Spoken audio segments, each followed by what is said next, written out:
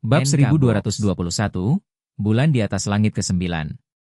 Santai saja, tidak apa-apa. Sop Hong tidak bisa menahan tawa. Senyumnya yang cerah membuat penonton di bawah terpesona. Ngotin Nguyet diam-diam mengeklik lidah. Senyum Sop Hong terlalu menyilaukan. Dia berdiri, berjalan dari area tamu ke panggung, masih memegang mikrofon. Acara memasuki putaran ketiga, para peserta dan tamu tampil bersama. Sop Hong, ayo ikut. Ngotin Nguyet tiba-tiba teringat, melambaikan tangan pada Sop Hong yang duduk rapi di kursi tamu. Baiklah. Sop Hong tersenyum tak berdaya, berdiri, mengambil mikrofon, dan berdiri di sampingnya. Peserta 1 dan peserta 4 juga berdiri di samping mereka, sama-sama memegang mikrofon, wajah agak tegang.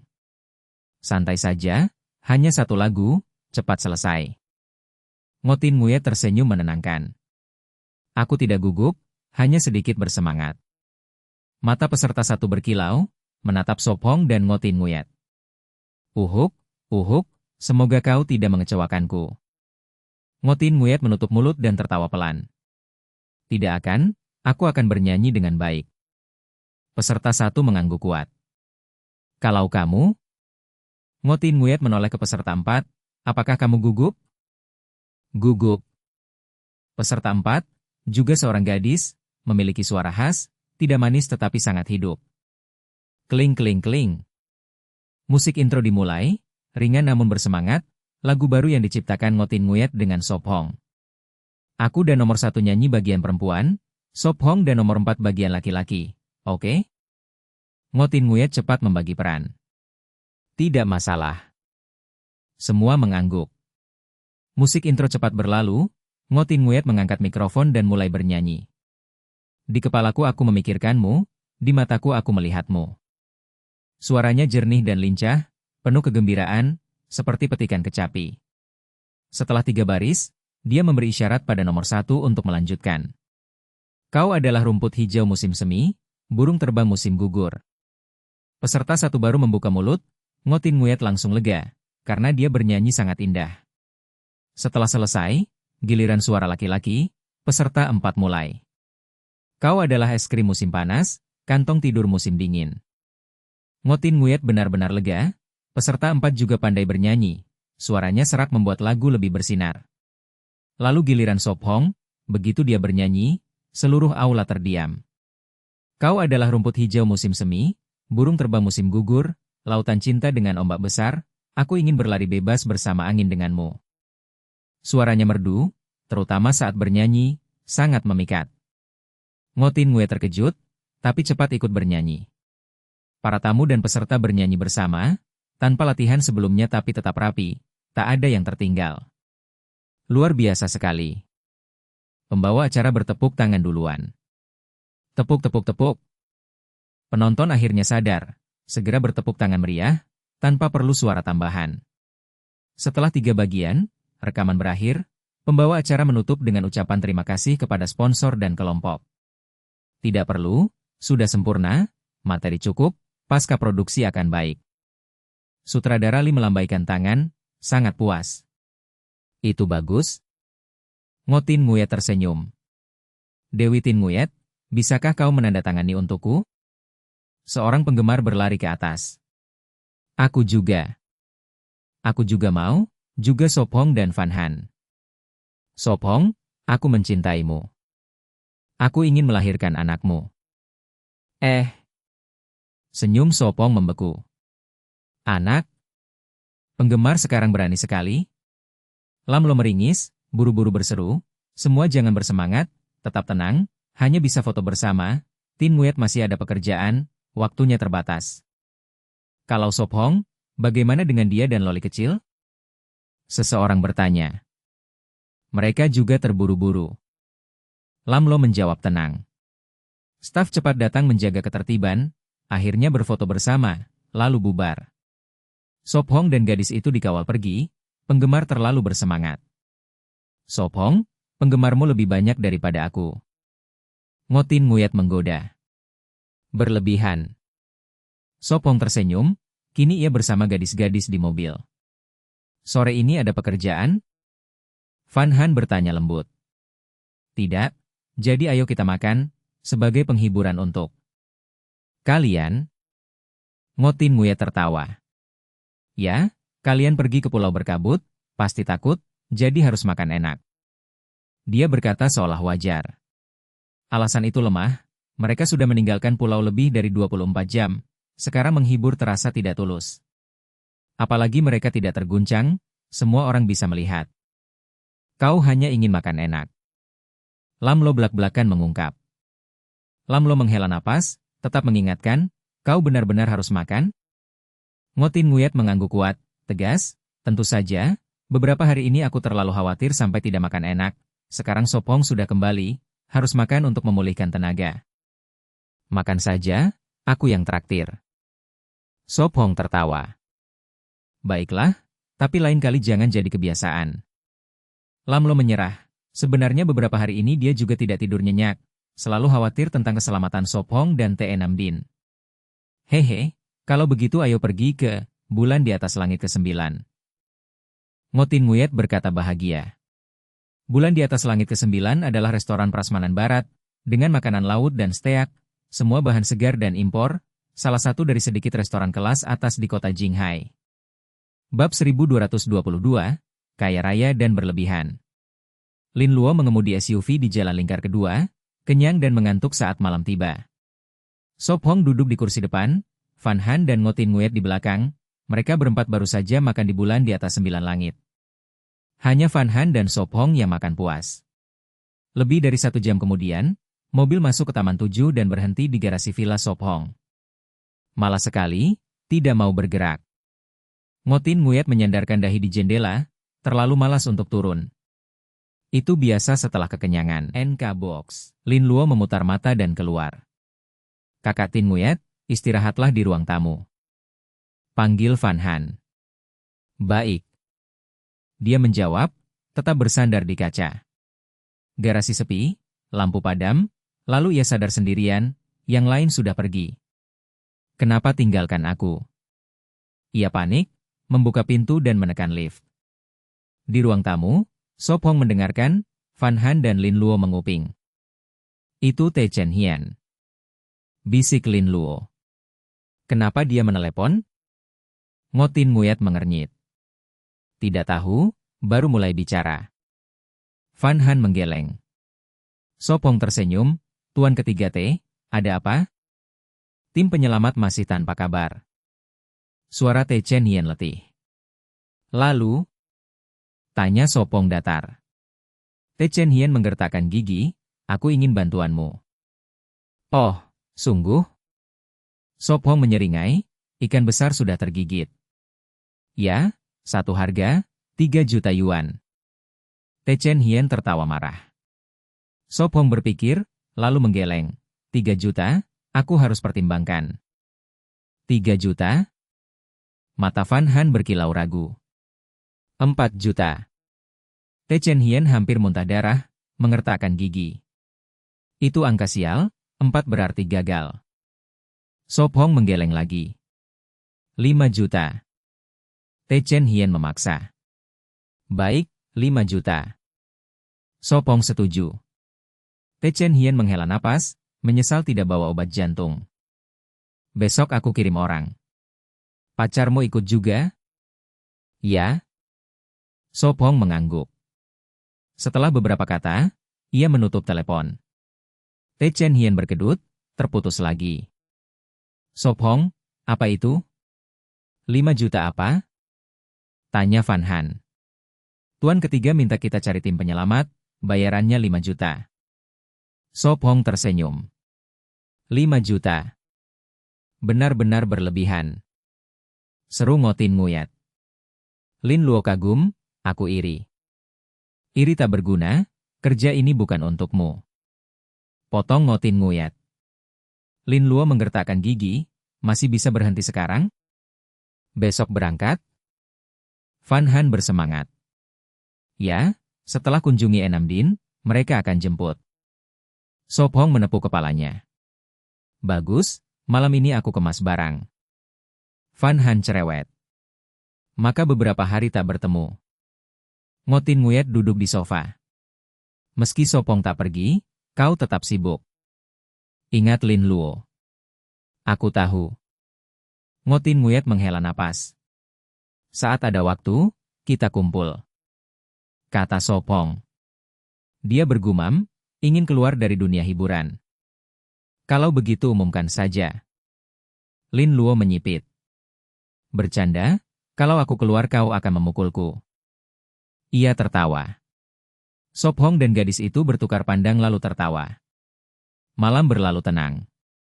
Pagi harinya, Sophong menyiapkan sarapan dan sup ayam untuk Enam Din. Pagi, Van Han turun dengan 2 ekor kuda, muda dan segar. Panggil Tin Nguyet dan Lin Luo. Katanya. Ting tong. Bel pintu berbunyi, muncul Ngotin Nguyet dan Lin Luo. Tepat waktu. Van Han membuka. Sarapan di sini lagi. Lin Luo tersenyum. Datang tiap hari kalau mau. Van Han menggenggam tangannya, lebih ramai, rumah besar sepi. Kau bilang, aku sering datang. Lin Luo mencubit pipinya. Datang, kami jamu. Van Han tertawa. Bantu sedikit. Panggil Sophong dari dapur. 3 menit kemudian, mereka berempat duduk dengan sup ayam. Tambahkan sesuatu? Tanya Lin Luo. Ya, jamur dan rempah, sehat, minum banyak. Jelas Sophong. Ada di termos. Ia menunjuk. Ngotin Nguyet menuang lagi. Aku juga mau. Kata Lin Luo. Masih banyak. Van Han menyajikan. Setengah jam kemudian, mereka berangkat ke rumah sakit swasta dekat Lingkar 3. Bab 1223, Dunia Orang Kaya. SUV berhenti di parkiran rumah sakit pribadi keluarga T. Espong bersama Ngotin Nguyet dan yang lain turun, membawa sup ayam ke dalam. Paman Hui menunggu di pintu, melihat mereka cepat menyapa. Tuan S. Ia membungkuk. Apa yang kau lakukan? Espong heran, dalam kesannya Paman Hui hanya hormat pada keluarga T, pada orang luar selalu bicara santai. Terima kasih telah menyelamatkan Nona. Katanya serius. Espong sedikit mengernyit lalu tersenyum, Enam Menha muridku, tidak apa. Tetap harus berterima kasih pada Tuan S. Ia membungkuk lagi. Kau terluka? Espong menaruh tangan di bahunya, sebelum menekan tubuhnya gemetar, teriak kesakitan. Paman Hui mundur, wajah pucat. Maaf. Espong cepat berkata. Tidak apa, terima kasih perhatiannya, Nona menunggu. Ia tersenyum sopan, menuntun jalan. Ada yang aneh. Lam El berbisik. Jangan-jangan Enam Menha memukulnya? Ngotin Nguyet menebak. Espong menggenggam tangan gadis itu, lembut berkata, mari kita temui Enam Menha. Baik. Mereka mengikuti lebih dalam. Menyebutnya rumah sakit tidak tepat, lebih seperti paviliun, bangunan tertinggi 3 lantai, gaya arsitektur Tiongkok, penuh aura tradisional. Tidak seperti rumah sakit, lebih seperti taman. Ngolam El menghela napas. Dunia orang kaya, kau tidak mengerti. Ngotin Nguyet menggoda. Kau mengerti? Tanya Lamel. Ia diam. Paman Hui membawa mereka ke paviliun dalam, di jalan staf menatap hormat pada Espong dan kelompoknya. Setelah beberapa belokan berhenti di lantai 2, membuka pintu masuk duluan. Mereka mengikuti. Mendengar suara, T6 NH bangun dari ranjang, merapikan rambut pendek kusut, lalu berkata tegas, kalian datang. Terima kasih. Ia mengenakan pakaian pasien, suaranya normal, tanpa sakit. Paman Hui membuka kotak makan, aroma kuat memenuhi ruangan. Apa bau enak itu? Teh Tiu-Tiu masuk membawa tas buah impor besar, ragamnya mengejutkan. Kakak Tiu-Tiu, Espong merebus sup ayam, mari minum. Van Han memanggil hangat. Ah, kalau begitu aku tidak sopan, kebetulan lapar. Matanya berbinar, ia menyerahkan tas, buah impor hadiah orang lain, semua untukmu. T6 NH meliriknya, orang ini sarapan 8 bakpao, masih bilang lapar? Harum, aku makan. Ia abaikan, mengambil mangkuk sumpit, menuang lebih setengah sup. Ini untukmu, sisanya punyaku. Ia memberi sup lalu makan kotaknya sendiri. Paman Hui diam, jelas sudah terbiasa. Sangat enak. T6NH menyeruput memuji. Benar, bisa buka restoran, pasti banyak pelanggan. Ia berkata sambil minum. Aku bisa beri resep, buka kau. Espong tertawa. Serius? Matanya berbinar. Ia mengangguk, tentu benar. Baik, putuskan, restoran setengah milikmu, tak perlu kelola, hanya ciptakan hidangan baru. Ia makin bersemangat, menulis rencana di ponsel. Keputusan begitu? Lamel tercengang, buka restoran hanya bicara sebentar? Kalau tidak bagaimana? Ia membalas, tidak sulit. Kau menang. Lamel tak berdaya, dunia kaya tak dipahami. Espong tersenyum pahit, tetap menulis resep dan daftar bahan. Baik, sisanya serahkan padaku. Ia mengetik, hari-hari terlalu kosong, akhirnya ada kerja. Kosong lalu buka restoran? Lamel tak paham pikiran kaya, hanya bisa mendesah. T6NH selesai sup, meletakkan mangkuk di meja. Paman Hui diam-diam bereskan, kamar bersih. Paman ketiga mengundangmu ke pulau? Ia bertanya pelan. Kau tahu? Ia mengangguk. Tadi malam dia teleponku, minta kau gratis membantu, ku tolak. Ia berkata. Menolak itu baik. Ia tertawa. Kali ini ia terdiam. Bagaimana lukanya? Ia bertanya. Hampir sembuh. Ia mengangkat tangan kiri, luka tak meradang, darah mengering, daging baru tumbuh. Obat salep, kau punya? Ia bertanya. Ada, tunggu aku pulang dari pulau. Ia lembut berkata. Baik. Ia mengangguk. Tenang saja, tak ada yang bisa mengalahkanku. Ia tersenyum percaya diri. Aku percaya padamu. Ia mengangguk. Espong, kapan masuk sekolah? Tiu tanya tiba-tiba. Setelah urusanku. Selesai? Ia jawab. Baiklah. Ia mengangkat bahu, lanjut menulis rencana restoran. Paman Hui muncul lagi, hormat berkata, Tuan S, Tuan ketiga telah mengirim helikopter. Bab 1224, sekali lagi ke pulau. Van Han melambaikan tangan polos dan berkata, Kakak Enam Din, maka kami akan pergi dulu. Ketika kami kembali kami akan mengunjungimu lagi. Mungkin saat itu aku sudah keluar dari rumah sakit. Enam Din berbisik, lukanya tidak serius, hanya keluarganya yang melebih-lebihkan. Itu akan lebih baik. Van Han tersenyum. Paman Hui, tolong antar mereka sebentar. Enam Din mengangguk. Ya. Hati-hati. Baru saat itu Xiao Xiao meletakkan ponselnya dan berdiri untuk mengantar. Baiklah. Sop Hong menggenggam tangan gadis itu dan mengikuti Paman Hui. Wu Qingyue dan Lin Lu tetap tinggal. Mereka hanya punya acara sore, jadi bisa menemani Enam Din sebentar. Duduklah. Enam Din berkata lembut. Qingyue, kamu tidak mengerti, tinggal di sini adalah untuk melindungi Enam Din. Xiao Xiao menjelaskan. Melindungi? Wu Qingyue terkejut. Ya, sebelumnya ada penyergapan mobil, dan sekarang kecelakaan pesawat ini, semuanya menargetkan Enam Din. Xiao Xiao bergumam. Xiao Xiao. Enam Din mengerutkan kening, dia tidak ingin teman-temannya tahu hal ini. Xiao Xiao memberi isyarat seperti mengunci mulutnya. Baiklah, aku tidak akan bilang. Sebelumnya ada penyergapan mobil padamu? Wu Qingyue terbelalak. Mata Enam Din bergetar, dia berkata marah, keluar. Ya, segera. Xiao Xiao berdiri, mengambil ponselnya, terkikik, dan berlari keluar. Dalam penyergapan mobil itu, Sop Hong juga ada.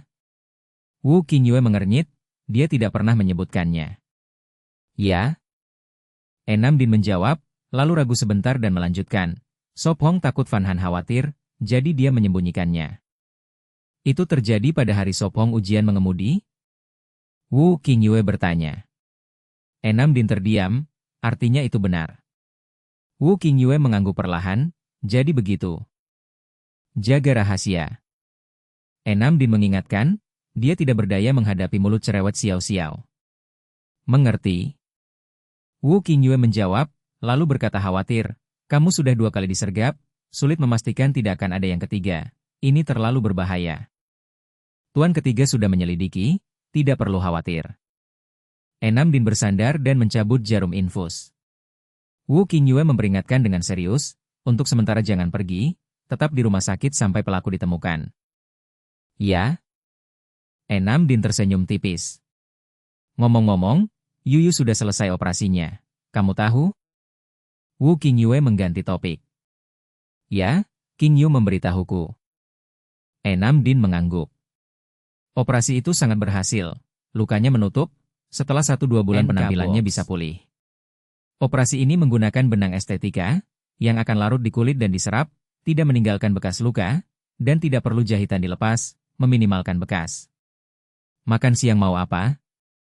Enam Din bertanya, aku akan menyuruh orang membawanya. Makan yang ringan, kamu harus menjaga diet, kalau tidak bekas luka bisa tertinggal. Wu Qingyue berkata lembut. Ya? Enam Din mengangguk. Apakah kamu gugup? Sop Hong bertanya. Tidak sama sekali, denganmu di sini, aku tidak takut. Fan Han tersenyum ceria. Anak baik. Sop Hong tersenyum, merasa dipercaya itu menyenangkan. Pada jam 1, helikopter mendekati Pulau Kabut dan mendarat di pantai datar. Tenda-tenda didirikan, Zhen Yan bersama ke-7 dan ke-8 keluar, cepat menyambut. Tuan ketiga, kita bertemu lagi. Sop Hong tersenyum, turun dari helikopter, lalu menggendong gadis itu ke tanah. Zhen Yan diam-diam mengutuk, sebenarnya dia tidak ingin bertemu lagi. Sekali melihatnya sudah menghabiskan 5 juta, bertemu lagi akan menguras keluarganya. Meski kesal, dia tetap pura-pura sopan, sangat senang bertemu lagi. Aku juga. Sop Hong tersenyum. Tuan So. Ke-7 dan ke-8 memberi salam sopan. Sop Hong mengangguk, bagaimana kabar kalian? Perlu istirahat dulu? Zhen Yan bertanya. Ayo. Meski kesal, Zhen Yan menuntun Sop Hong dan gadis itu ke tenda. Ini adalah peta rute dan posisi kedua tim penyelamat. Teknisi menunjukkan layar, di atasnya 9 titik hijau, masing-masing mewakili anggota tim kedua. Barat. Sop Hong bergumam. Berapa banyak orang di tim penyelamat pertama? Sop Hong bertanya. Tim pertama lebih sedikit, hanya 6. Zhen Yan menjawab. 6. Sop Hong merenung. Bisakah kamu menjamin membawa mereka semua kembali? Zhen Yan bertanya serius, dia tidak ingin menyia-nyiakan 5 juta. Jangan khawatir, hidup atau mati akan kubawa. Sop Hong tersenyum, tapi ada satu pengecualian. Pengecualian apa? Zhen Yan bertanya. Jika mereka hancur berkeping atau lenyap tanpa jejak. Sop Hong mengangkat bahu. Wajah Zhen Yan berkedut, lalu memaksa tersenyum. Tolong lakukan. Teknisi memanggil lagi. Tunggu, ini pelacak, telepon satelit, dan cara kontak kedua tim penyelamat untuk berjaga-jaga. Ya. Ke-7 dan ke-8 menjawab serius. Ayo. Sop Hong menyimpan perangkat, menggenggam tangan gadis itu, dan masuk ke Pulau Kabut bersama ke-7 dan ke-8. Semoga ada kabar baik. Zhen Yan bergumam. Bab 1225, kemungkinan tersesat. Sop Hong, seberapa jauh kita dari 2 tim penyelamat? Fan Han menyingkirkan ranting saat ditarik. Dengan kecepatan kita, perlu sekitar 7 hari. Sop Hong membuka layar datar. Di peta, 9 titik hijau di ujung dan 4 titik merah di tempat lain mewakili Sop Hong, Fan Han, Tet Et dan Teibat. 7 hari, tim penyelamat menunggu 7 hari. Apakah cukup makanan? Fan Han bertanya lembut. Jangan khawatir, tidak akan kelaparan, pulau kaya, sayur liar bisa membuat hidup 1-2 bulan. Sop Hong menenangkan. Fan Han mengangguk polos, ya, Kita bertahan setahun di Pulau Xuan Nguyet, mereka tim penyelamat, ada obat dan persediaan, lebih baik dari kita. Tet dan Tebat diam, tidak semua seperti Sop Hong. Mari terus maju. Sop Hong melambaikan tangan, kali ini cukup ikuti jalur tim penyelamat, hemat tenaga. Jam 4 sore, mereka sudah berjalan 3 jam di pulau, ranting dan semak tertebas, rumput yang terinjak tumbuh lagi. Tuan So, bagaimana Nona Te? Tebat bertanya pelan. Masih di rumah sakit, pemulihan baik. Sop Hong menjawab tanpa menoleh. Masih di rumah sakit? Mulut Tetet berkedut. Ya, 2 hari lagi bekas luka pudar setengah. Sop Hong tersenyum. Bekas luka pudar? Wajah Tebat bingung. Sop Hong. Van Han menegur. Hahaha. Sop Hong tertawa. Uhuk, tuan ketiga dan bos kedua khawatir tentang Nona Te.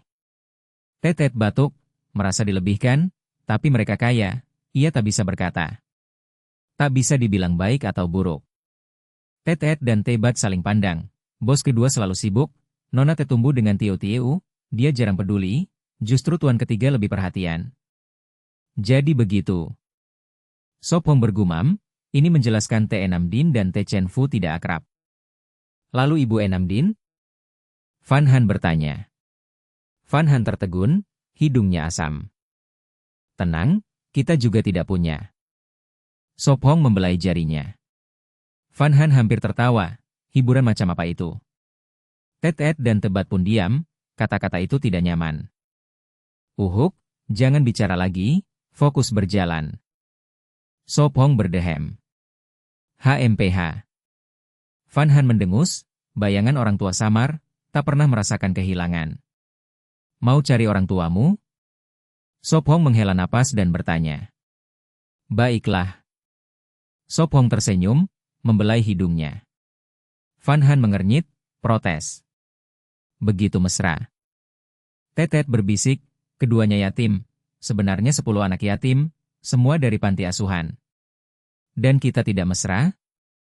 Tebat mengerutkan kening. Tidak. Tebat bertanya.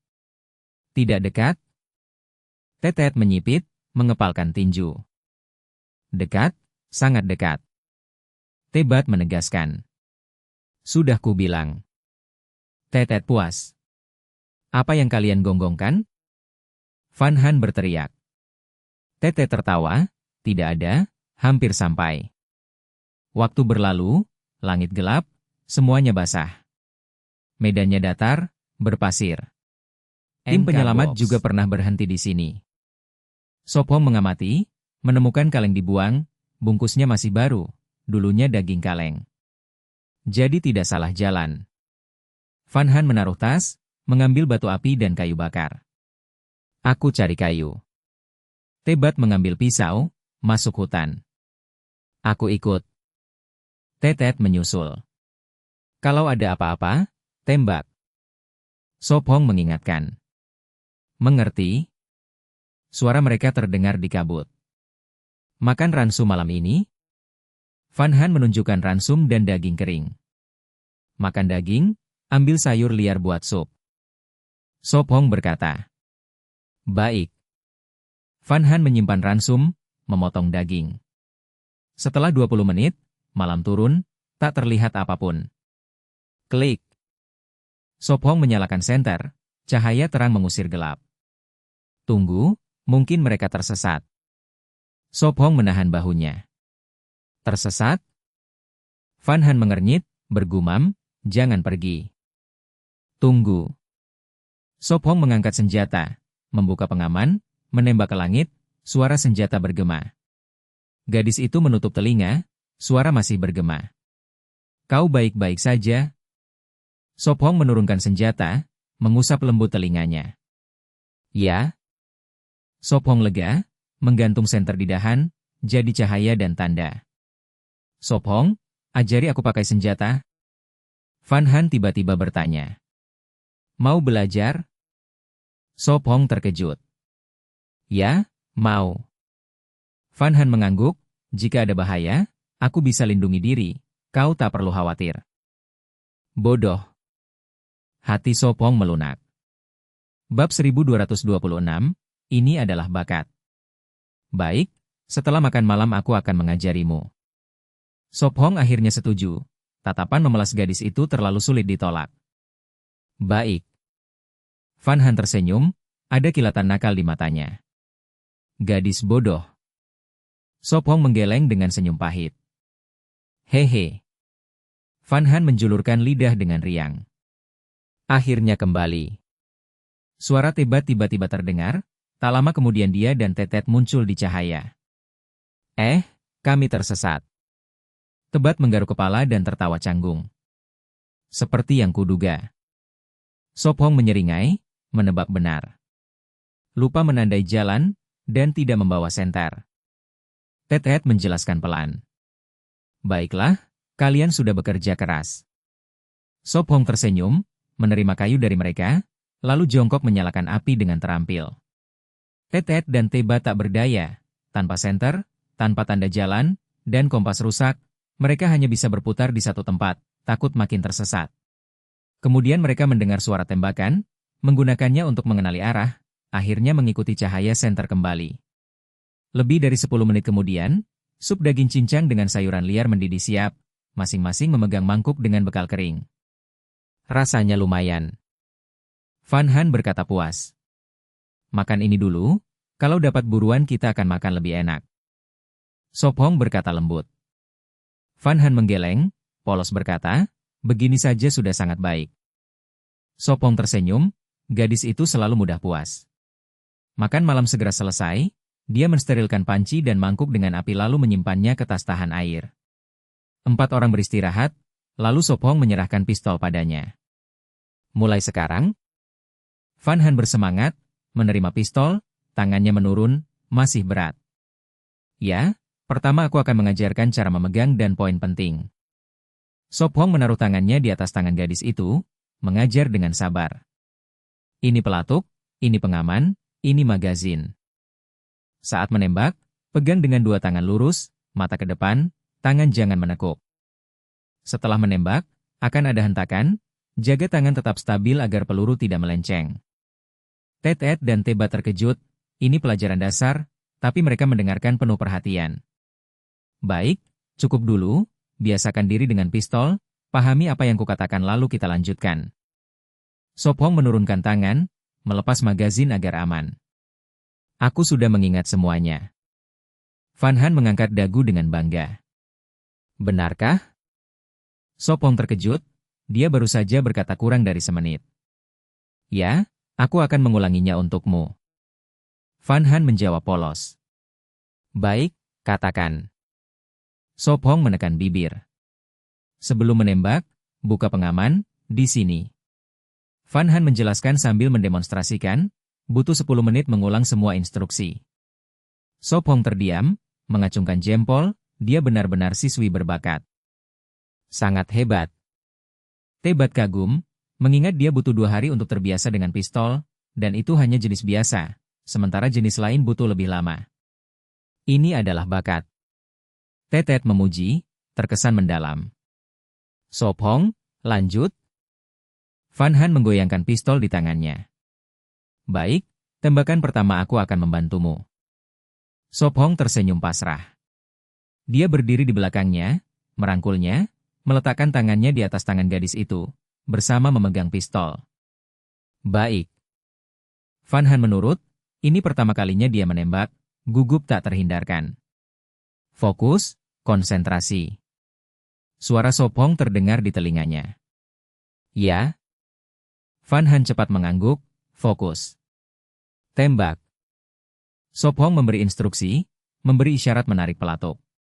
Van Han menarik napas dalam-dalam, lalu menekan pelatuk. Dor. Hentakan mendorongnya ke belakang, tapi dia jatuh ke dada kokoh Sopong. Bagaimana rasanya?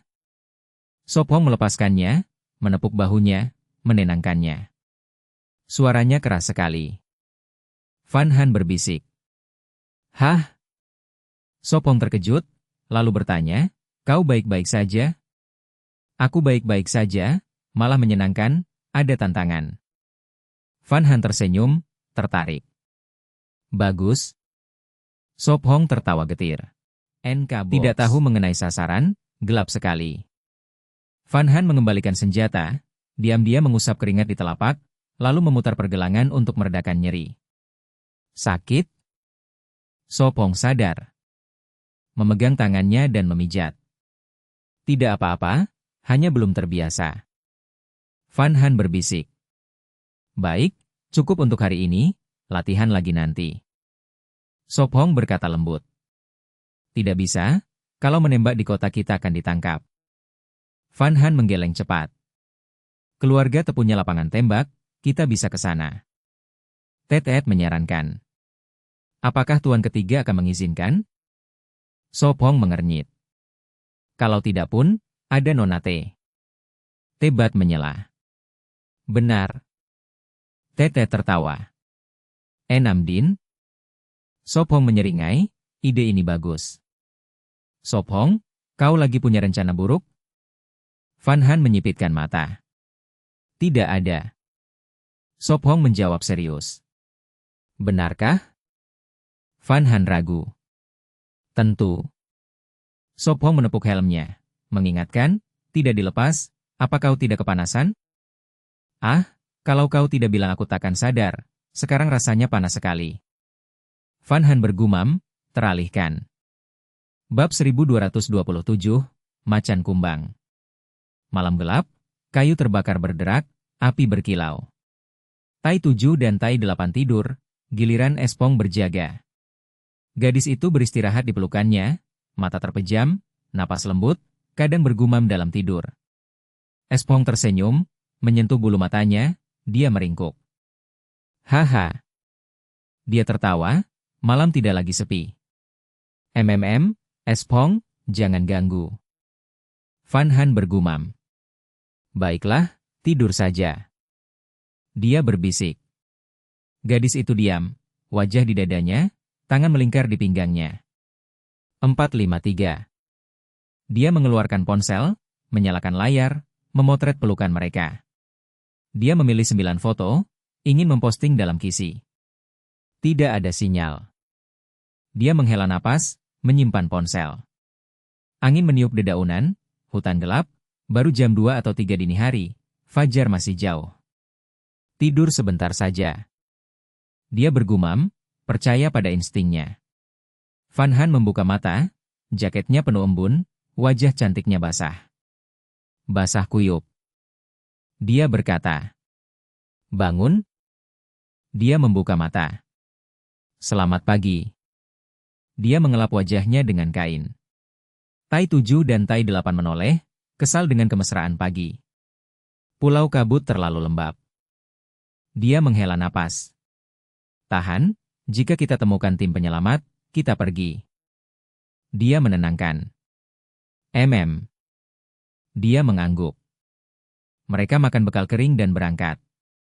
Espong melihat tablet, 9 titik hijau berkumpul, diam. Dia menandai arah, melangkah cepat. Pukul 9 pagi, titik bergerak lagi, lambat dibanding manusia. Haruskah kita menunggu? Van Han bertanya. Tidak, mungkin mereka menemukan tim lebih dulu, menghemat waktu. Dia menyimpan. Tidak sanggup? Dia bertanya. Tentu saja sanggup. Tai 7 menjawab. Kalau begitu jalan. Dia mempercepat langkah. Tai 8 ragu. Katakan saja. Tai 7 berkata. Jangan buat Tuan Es marah, tidak baik. Tai 8 memperingatkan. Tai 7 diam, merasa Espong sulit ditebak. Setengah jam kemudian, Espong berhenti. Ada apa? Van Han hampir menabrak. Diam. Dia berbisik, bahaya di kabut depan. Tuan Es. Tai 8 bicara, Tai 7 menutup mulutnya. Tai 8 melotot. Diamlah. Tai 7 menariknya. Dari semak muncul seekor anak macan kumbang, mata penasaran menatap. Anak itu baru beberapa bulan, bulunya hitam berkilau. Espong berkerut, kamu yakin ini anak kucing? Bukan? Van Han jongkok. Jangan bergerak. Dia menahan. Itu macan kumbang. Tai Tujuh berbisik. Pintar. Espong memuji. Mengapa macan berwarna hitam? Biasanya bulu kuning berbintik. Tapi ada yang hitam. Mungkin karena penyakit pigmen, seperti harimau putih, atau mutasi gen. Ternyata macan kumbang. Van Han terkejut. Hanya anak, apa masalahnya? Tai Delapan berkata. Bodoh, tidak paham? Tai Tujuh memarahi, jika ada anak, induknya pasti dekat. Bab 1228, Kegembiraan dimanja.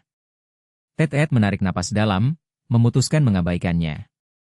Suara gemerisik itu jelas. Semak berguncang lagi, Sopong mundur, menjauh dari anak macan tutul hitam kecil. Aa. Anak itu bersuara lembut, tanpa takut mendekati Sopong. Gemerisik. Dari balik semak, macan betina menampakkan cakar, sosok gelap dengan mata emas menatap tajam kelompok itu. Aa. Van Han menutup mulut, menahan diri berteriak ketakutan. Sial. Tebat gemetar, tangannya menyentuh tas senjata di pinggang. Jangan bergerak. Sopong memperingatkan lagi. Aa. Anak itu menoleh pada induknya, bersuara 2 kali, lalu terus maju tanpa takut. Pergi, menjauh. Van Han mengibaskan tangan tegas. GRR. Induk menunjukkan gigi, punggung melengkung, siap menerkam. Tiarap. Sopong mengernyit, auranya meledak. Gadis itu hampir berlutut, tapi dia menahannya. Induk itu, meski tidak berlutut, tetap menekan dagu ke tanah. Huf. Van Han menghela napas. Dia duduk di depan macan, mengulurkan tangan ke kepalanya, tetap waspada. Sopong. Jantung Van Han melonjak, terkejut. Astaga. Ted gemetar saat mengeluarkan ponsel untuk merekam. Dalam tatapan ngeri, Sopong menepuk kepala macan. Oh. Induk itu merengek, gemetar, tak berani bergerak seakan diintai predator. Aa. Anak itu senang, berlari padanya.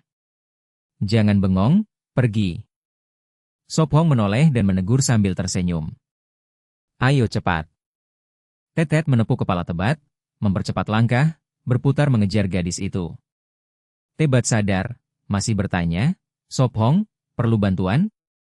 Tidak, cukup hati-hati. Tebat menarik napas dan pergi. Langkah kaki menghilang, Sopong berdiri, menyentuh leher macan dengan ujung kakinya. Bangun, jangan berbaring. Induk tetap diam, anak itu menunjukkan gigi. Haha, pergi. Sopong tersenyum, bisa membunuh tapi tidak. Induk akhirnya berdiri, melindungi anaknya, masih menatap garang. GRR.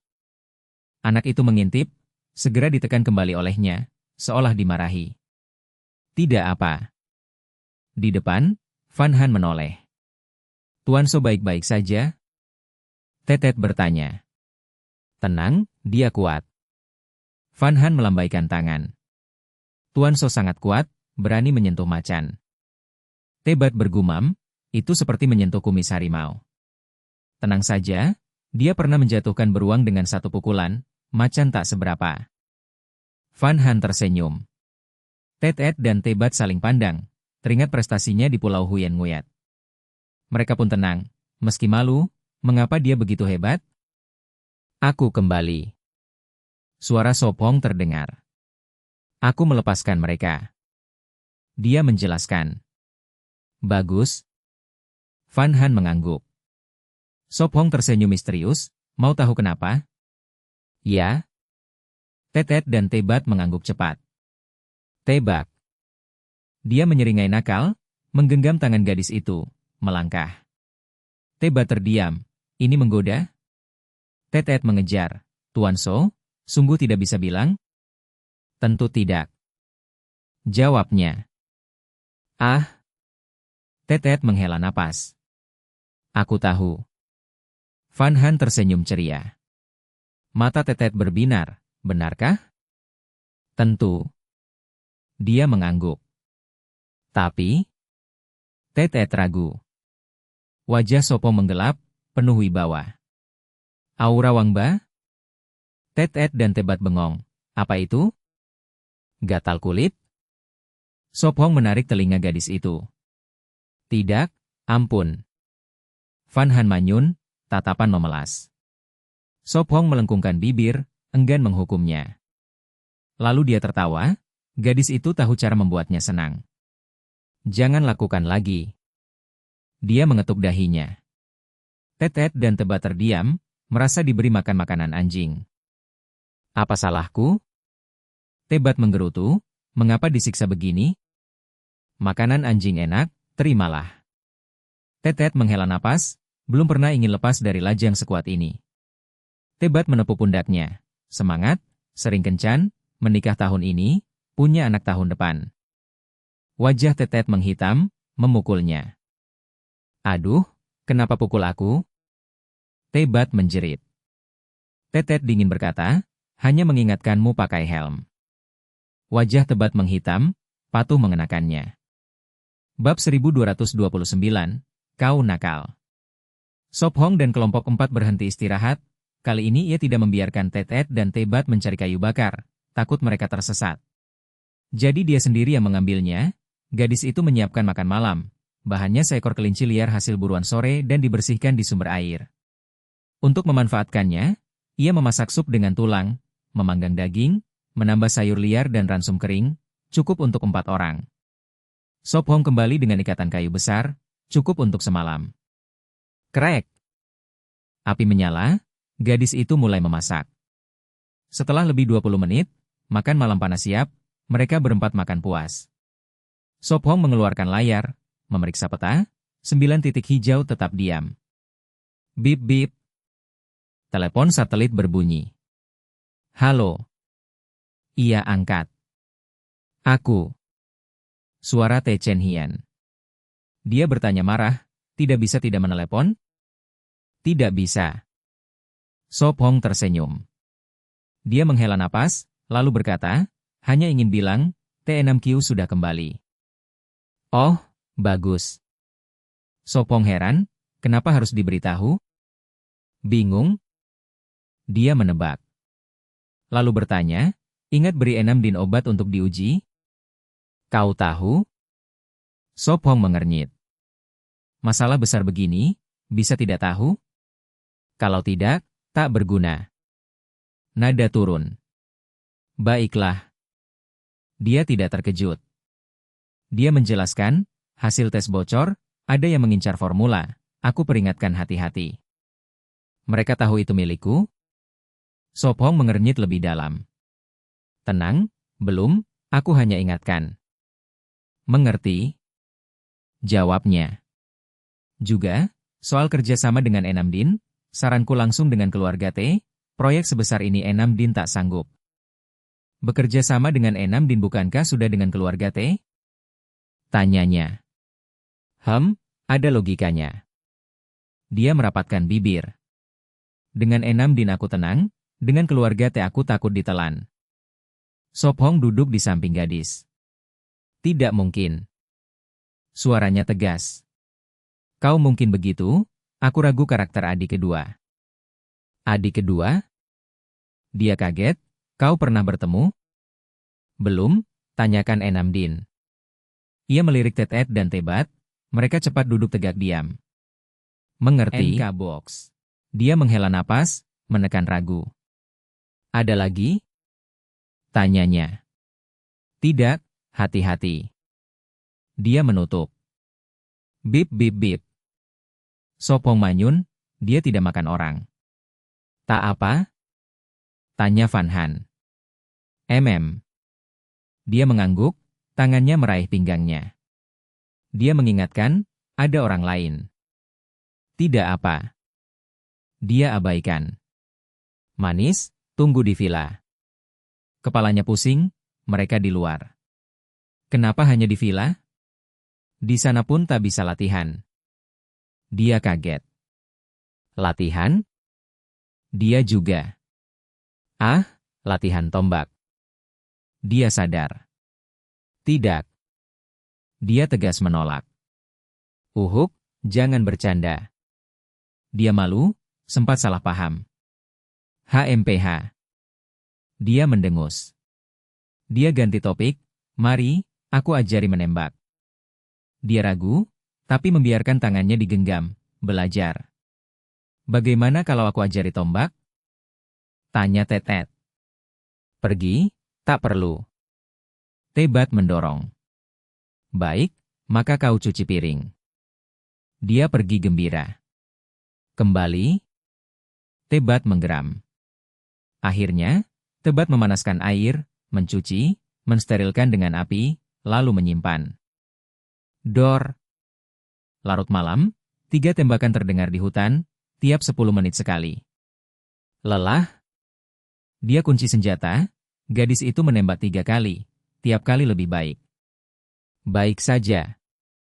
Dia melambaikan tangan, pergelangan, bahu, siku sakit. Biar ku pijat. Dia menekan titik, meredakan sakit. Jauh lebih baik. Katanya. Besok lanjut. Dia menyimpan senjata. Baik. Jawabnya. Manis, tidur cepat, besok bangun pagi. Dia tersenyum sayang. Ayo. Dia mengusap kepala, bergumam, nakal. Apa? Tidak ada. HMPH. Bab 1230, Mulut Kotor. Cepatlah. Sop Hong menyimpan teko dan menelan potongan makanan kering terakhir. Baik. Tesi dan Tebat menjawab bersamaan. Ayo. Sop Hong menggenggam tangan Van Han dan melangkah cepat. Suara desirnya enak sekali. Sop Hong, kenapa tim penyelamat tidak bisa dihubungi? Van Han bertanya heran. Mungkin alat komunikasi rusak. Sop Hong menjawab tenang, atau kompas rusak, atau mereka menemui bahaya, mungkin seluruh tim lenyap. Tesi dan Tebat muram, bisakah dia bicara lebih berguna? Alat komunikasi tidak mungkin semua rusak. Tesi membantah kaku, setiap orang punya telepon satelit, tidak mungkin semua gagal. Semua mungkin, walau kecil, tapi tidak bisa dihapus. Sop Hong berkata datar. Aku lebih percaya kompas rusak. Tebat bergumam. Kalau cuma kompas, kenapa tidak pakai telepon satelit minta tolong? Van Han balas tanya. Mungkin, Tebat membuka mulut kikuk, mungkin alat komunikasi rusak. Wajah Tesi menggelap, seperti tamparan. Kalau begitu mereka kena bahaya, seluruh tim gugur. Sop Hong mengepalkan lalu membuka tangan seperti ledakan. TTAM dan yang lain baik-baik saja. Tebat berkata tegas. Dari 6 penyelamat, dia kenal 3, TTAM, T2, dan Teluk. Sop Hong mengangkat bahu, hidup mati baru tahu nanti. Pikir positif. Van Han menghibur. Sop Hong tersenyum tipis, semakin besar harapan, semakin besar kecewa. Uhuk-uhuk, sudahlah. Sop Hong melambaikan tangan. Tesi dan Tebat diam, hidup dengannya bikin kesal. Dia benar-benar menyebalkan. Mulut kotor. Van Han melotot padanya. Aku hanya ingin mereka jangan terlalu berharap. Sop Hong berhenti saat melihat matanya. Dia ragu lalu berkata keras, uhuk-uhuk, kalau hati ada harapan, semua ada harapan. Tesi menghela napas, terdengar tidak meyakinkan. Jangan ribut. Van Han tertawa. Baik, fokus jalan. Sop Hong tertawa kaku, menepuk helmnya, terasa enak. Mereka berempat terus maju, Sop Hong dan Van Han ringan, Tesi dan Tebat berat badan dan hati. Jarak titik hijau dan merah makin dekat hari ketiga, keempat, kelima. Setelah 5 hari di pulau, jarak menyusut setengah, dengan laju ini 6 hari lagi mereka bisa menyusul tim penyelamat. Istirahat dulu. Sop Hong berseru. Van Han, Tesi, dan Tebat menghela napas, kecepatan tinggi melelahkan. Mereka melepas helm, rambut basah dan bau. Sangat kotor. Van Han mengernyit, tidak nyaman, dia suka kebersihan, kini seperti dari sampah. Tidak apa. Sop Hong mencium lalu berkata tenang, aku tidak mencium apa-apa. Benarkah? Van Han ragu. Tentu. Sop Hong mengangguk. Kalau begitu kau harus ke rumah sakit, paru-paru. Van Han berkata serius. Sop Hong merasa sakit gigi, jelas diejek. Jalan lama tapi belum ada air bersih. Tebat mencium lengannya, jijik pada diri. Sisa air berapa? Tesi mengeluarkan teko, hanya 1/10. Aku minum semua. Van Han menatap Sop Hong. Aku masih punya 1. Sop Hong mengeluarkan teko besar, berisi air mineral dari semalam. Itu cukup 2 hari. Van Han menghitung, hemat, masih 2 hari. Tuan, ada cara cari air? Tesi bertanya. Tenang, sebentar lagi ada. Sop Hong yakin. Kenapa kau begitu yakin? Van Han heran. Karena aku beruntung. NK Box. Sop Hong bercanda. Van Han melotot, menganggapnya bercanda. Dia mengeluarkan tongkat logam khusus, dekat dengan air. Dia memilih tanah datar, memakai pisau meratakan. Apa yang kau lakukan? Van Han bertanya penasaran. Sebuah cara. Sop Hong menjawab santai, terdengar bercanda. Van Han mengernyit, memilih diam. Tuan, mungkin kau jangka di kehidupan lalu. Tebat tertawa. Sop Hong menggambar lingkaran sempurna, lebih bulat dari roda. Dia melirik Tebat sambil tersenyum, lalu lanjut. Setelah 2 lingkaran, dia membagi lingkaran besar jadi 8, menggambar simbol timur, selatan, barat, utara, tenggara, barat daya. 8 arah. Tesi mengenali. Apa gunanya itu? Tebat ragu, Sop Hong makin aneh. Bab 1231. Apakah ada urin di dalam air? Wajah Su Feng menggelap, kata-kata itu sulit digambarkan. Hai. Yun Han tertawa ceria. Su Feng tersenyum pasrah, terus menggambar. 5-6 menit kemudian, sebuah formasi pencari air kecil selesai. Formasi pencari air, sesuai namanya, dipakai untuk menemukan sumber, jangkauan dan akurasinya bergantung ukuran dan bahan. Untuk apa itu? Tanya Yun Han. Hanya untuk bersenang-senang. Ia tersenyum misterius. Aku tidak percaya, begitu rumit, tidak mungkin hanya main-main. Yun Han manyun. Hahaha. Su Feng tertawa lebar, tanpa penjelasan. Ia menancapkan tongkat logam di tengah, melepas tangan, tetap berdiri. Sudah cukup istirahat? Ia menoleh ke Tai 7 dan Tai 8. Belum. Tai 7 jujur, baru istirahat kurang 20 menit, jika tidak, jalan nanti melelahkan. Tai 8 juga menjauh 2-3 meter, duduk di samping, memejamkan mata. Melihat itu, Su Feng membuka botol, meneteskan sedikit air hati-hati pada tongkat. Su Feng, jangan buang-buang air. Tegur Yun Han. Gadis itu memeluk botol, waspada, tapi Su Feng fokus pada tongkat. Air mengalir turun, sampai tanah tidak meresap, malah mengalir ke barat laut. Karena sedikit, hanya mengalir 7-8 cm, tongkat juga miring ke barat laut. Arah barat laut. Ia berbisik, menyesal tak bisa ukur jarak, tapi yakin ada sumber sekitar 700-800 meter. Tidak apa. Ia tersenyum, mengambil tongkat, membersihkan, menyimpannya. Ia berdiri, menghapus formasi dengan kaki. Lebih 10 menit, mereka berempat lanjut, Su Feng di depan, melihat kompas rusak. Pas sekali. Ia bergumam, memimpin ke barat laut. Langit gelap, kurang setengah jam menjadi malam penuh. Semoga menemukan air sebelum gelap. Ia berdoa diam. Waktu berlalu, 10 menit, 20 menit, 25 menit, 26 menit. Keresak. Ia berhenti, bibir terangkat. Su Feng, ini seperti keluar jalur. Yun Han melihat, tanpa jejak penyelamat. Ya, agak keluar. Ia mengangguk. Tidak apa, ada air di depan, mari lihat. Ia berkata ringan. Benar ada air? Mata Yun Han bersinar. Ya, Aku dengar, 100 meter akan terlihat. Ia yakin. Tuan Su, kau bisa dengar air 100 meter? Tai 7 ragu, ia tak dengar apapun. Kau tak bisa? Su Feng mengernyit. Tidak. Tai 7 menggeleng. CK. Ia mengeklik lidah, menggeleng. Tai 7 kaget, wajah gelap, apakah diremehkan? Kau dengar? Ia tanya Tai 8. Tidak. Tai 8 membuka tangan. CK. Ia meniru. Su Feng berjalan di depan, menebas cabang dengan pisau tentara, membuka jalan. 100 meter itu selesai saat gelap total, pandangan hilang, hanya senter menerangi.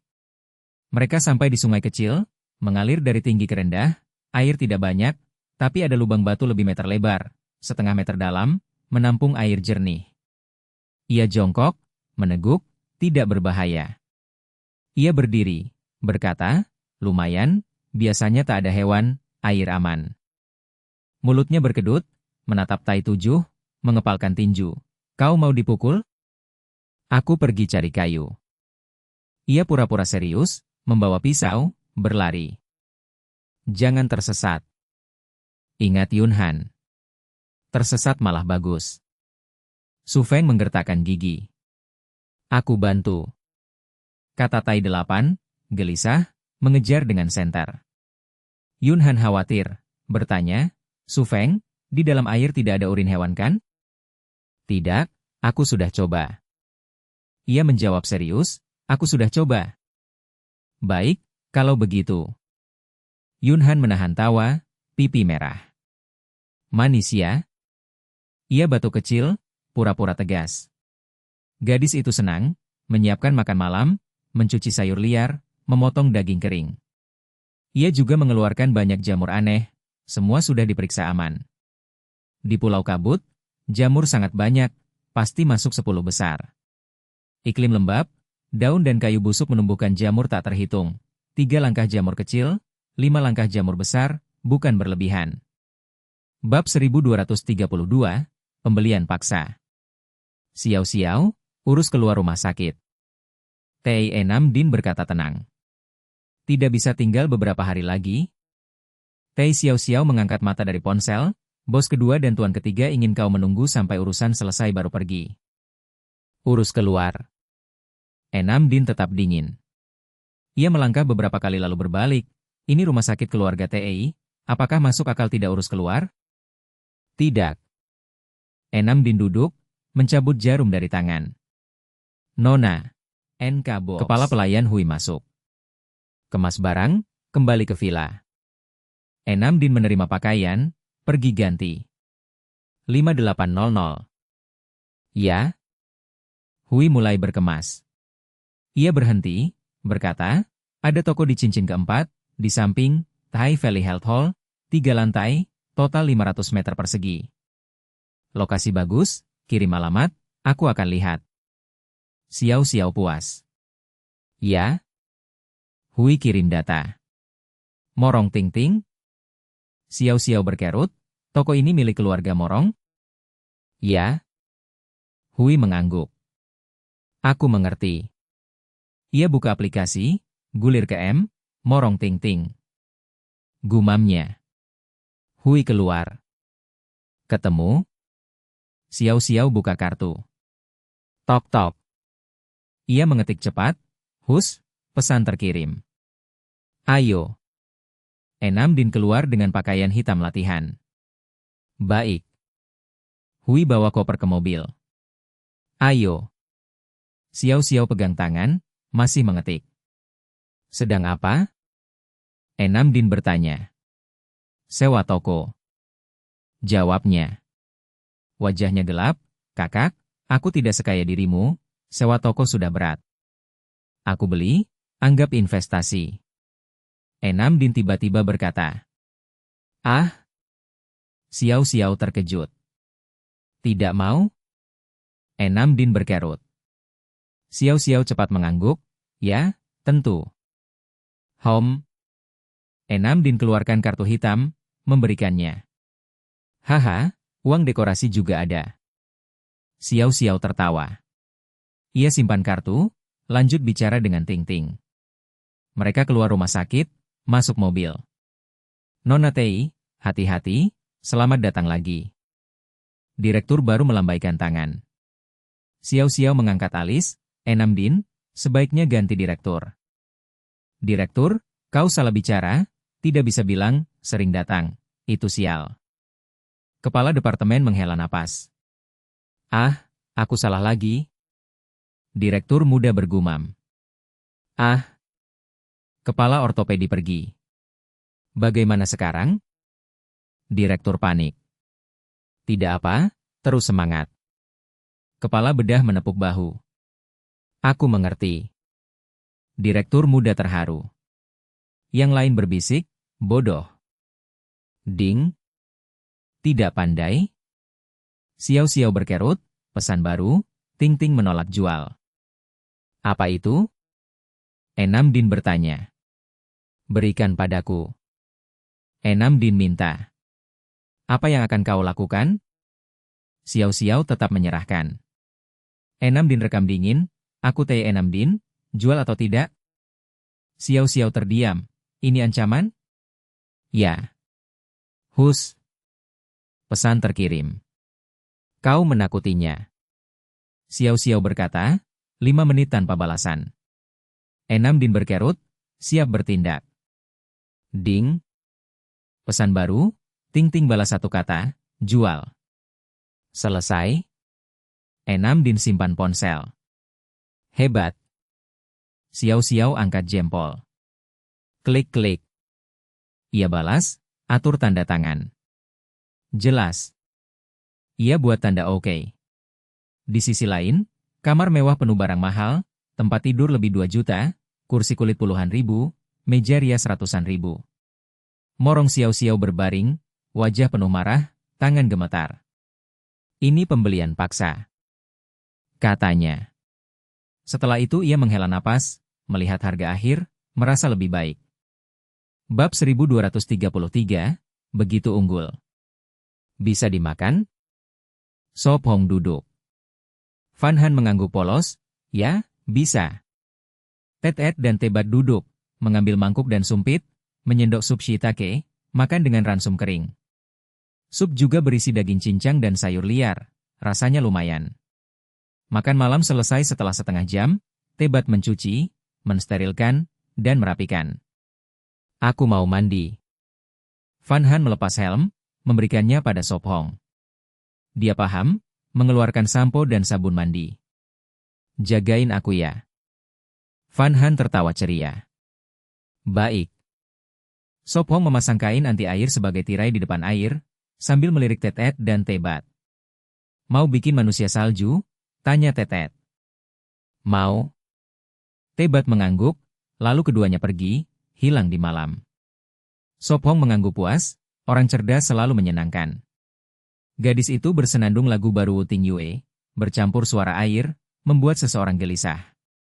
Setelah lebih 10 menit, gadis itu keluar segar, tak lagi lelah.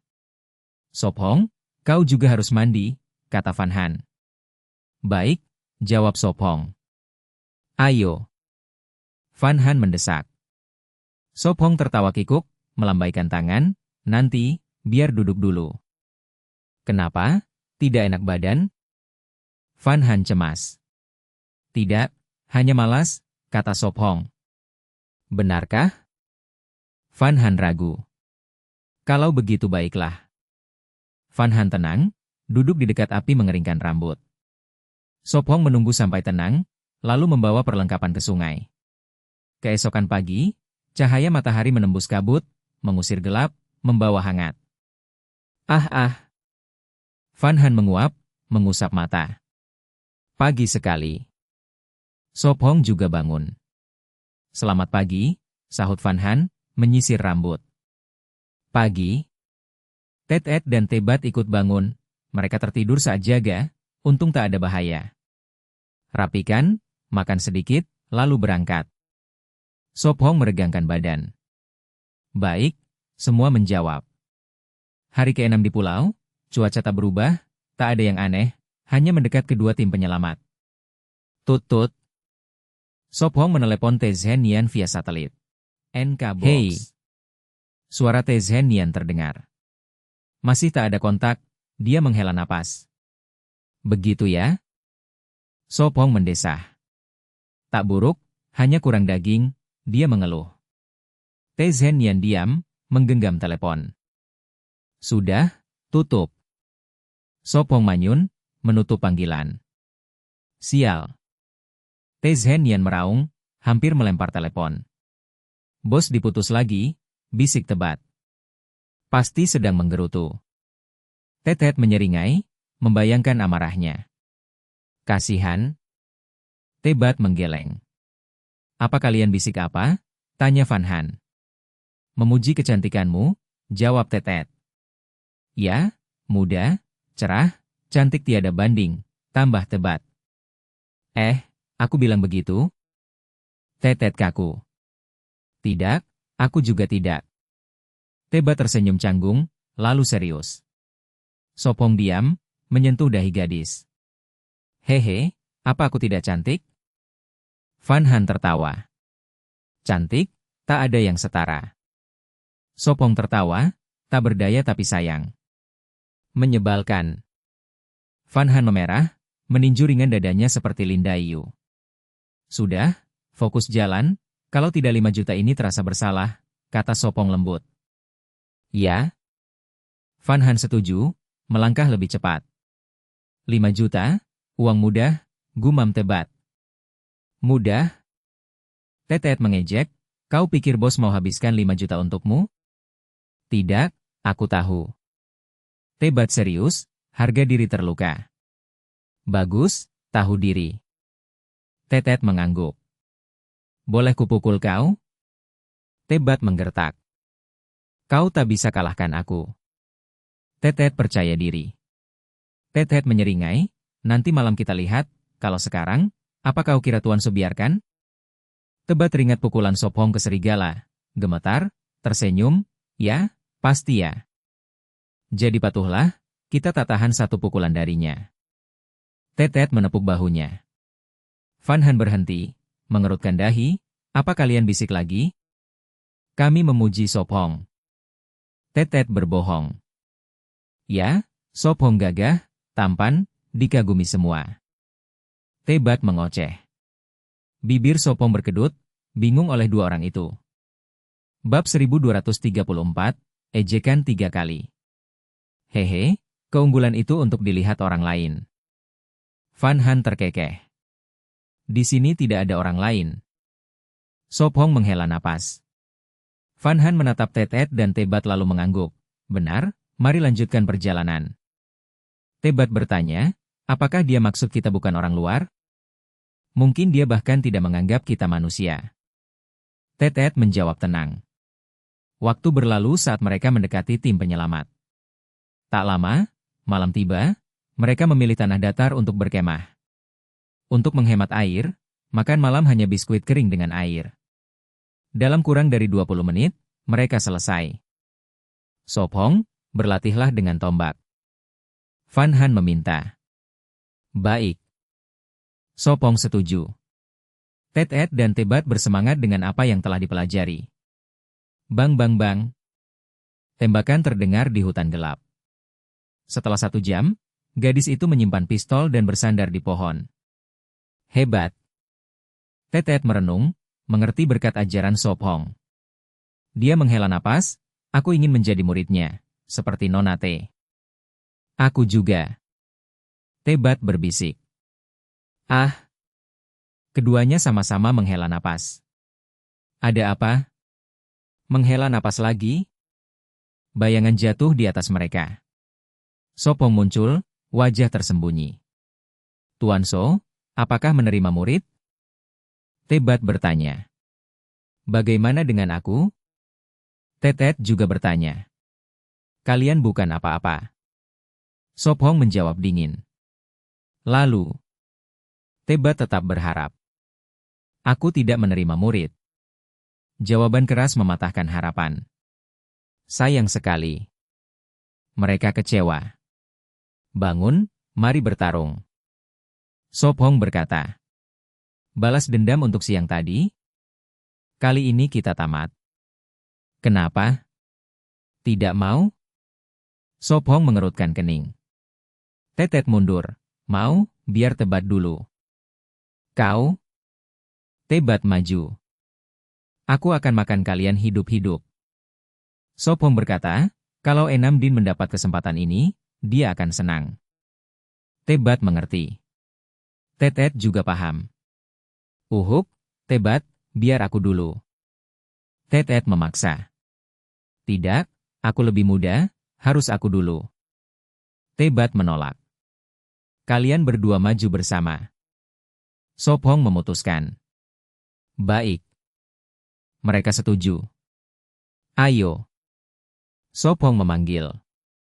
Tuan So, hati-hati. Tebat menyerang dengan tinju. Terlalu lambat. Sop Hong menangkis dan membalas pukulan. Uhuk. Tebat mundur kesakitan. Tetet terkejut dan menahan diri. Uhuk. Tetet hampir pingsan. Tidak berguna. Sop Hong berdiri tegak. Uhuk, Tuan So benar-benar tanpa ampun. Tebat terbatuk. Ini permainan anak-anak? Sop Hong berkata dingin. Benar. Tetet tersenyum pahit. Masih bisa lanjut? Sop Hong bertanya. Bisa. Tetet menarik napas panjang. Kalau begitu lanjut.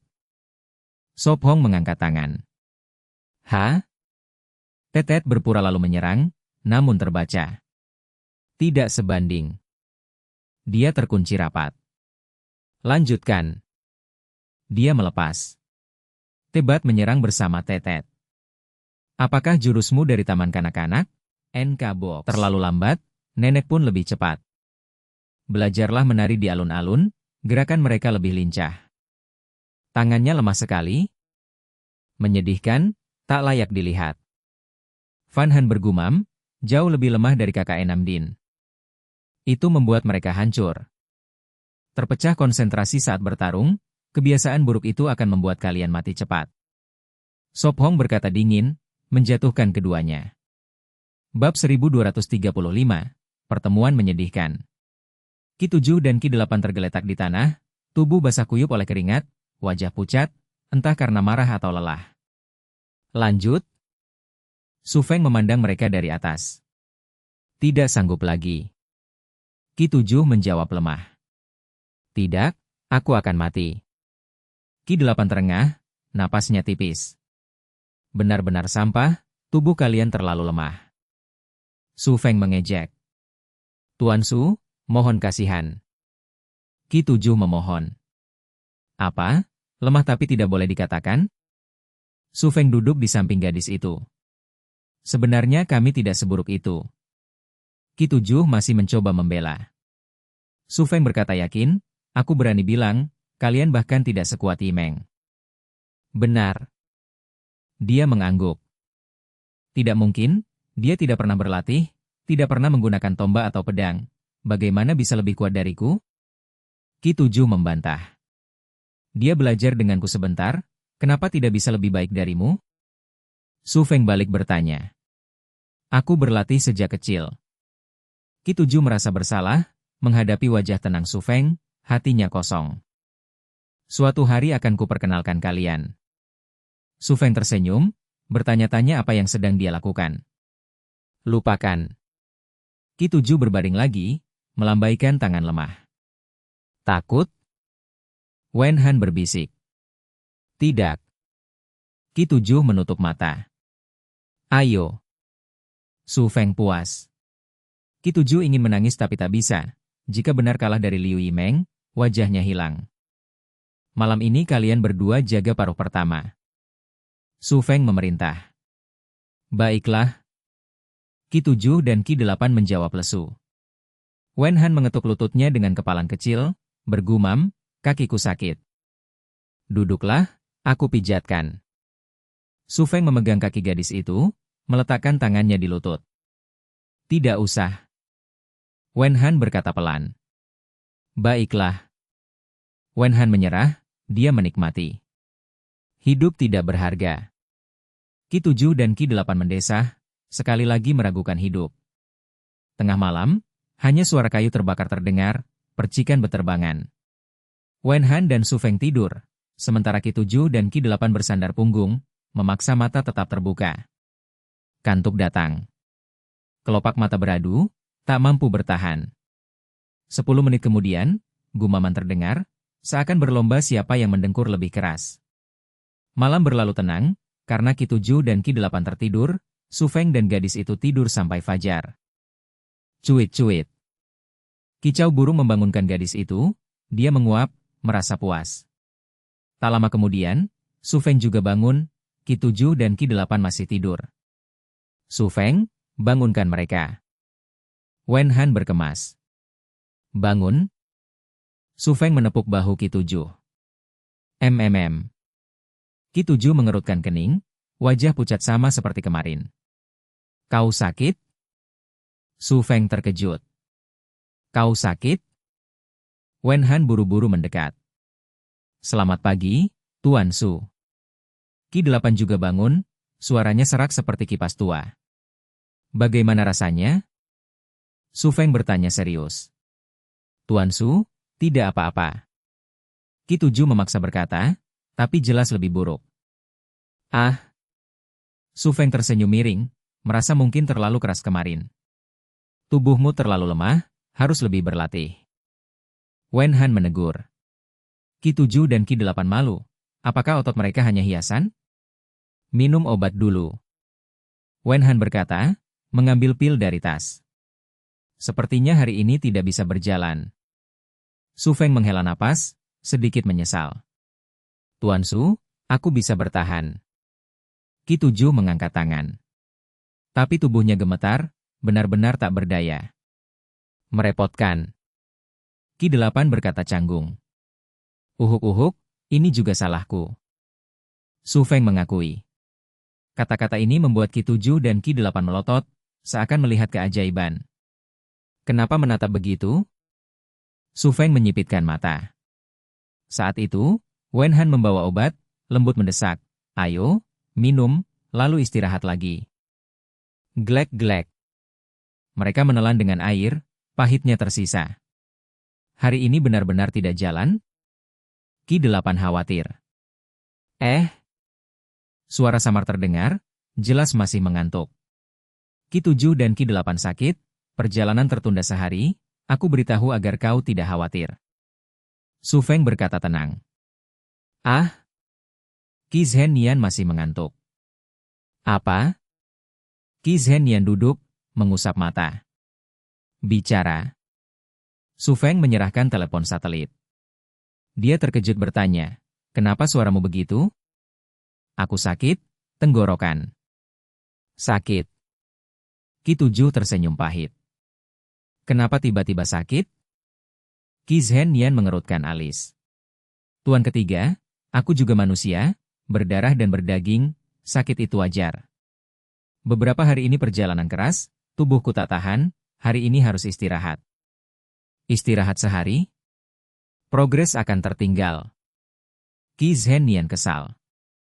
Ada masalah? Su Feng langsung mengambil kembali telepon.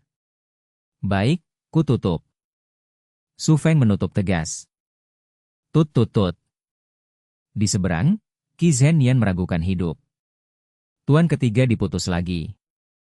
Ki-7 bergumam. Benar-benar menyedihkan. Lebih menyedihkan dari kita? Mungkin tidak. Bab 1236, latihan berlebihan. Membosankan sekali. Fan Han berbisik pelan. Tahan sebentar. Sop Hong mengelus kepalanya. Hanya bisa begini. Fan Han enggan tapi patuh. Ho. Mendengar Tet-Et dan Tebat mendengkur bersama, Sop Hong menyeringai. Mari main tic-tac-toe. Fan Han menggambar papan di tanah, mengambil batu, menghitamkan setengahnya. Baik. Sop Hong mengangguk. Putaran demi putaran, mereka seri, hanya karena dia membiarkannya menang, kalau tidak gadis itu marah. Waktu berjalan lambat, hingga sekitar jam 11 siang. Waktu berjalan lambat. Van Han menjatuhkan batu, kalah. Masih main? Tanya Sopong. Tidak. Dia menggeleng, sudah bosan. Lalu apa? Dia menghapus papan, juga bosan. Tidak tahu, bengong saja. Van Han manyun, menusuk daun dengan tongkat. Aku ajari pakai senapan. Dia menyarankan. Ah, bagus. Matanya berbinar melihat senjata. Tubuhmu lemah, posisi terbaik adalah. Sopong menunduk, membimbing tangannya. Tampak lebih rumit dari pistol. Van Han berbisik. Dia berhenti, masih mau belajar? Ya. Dia mengangguk tegas.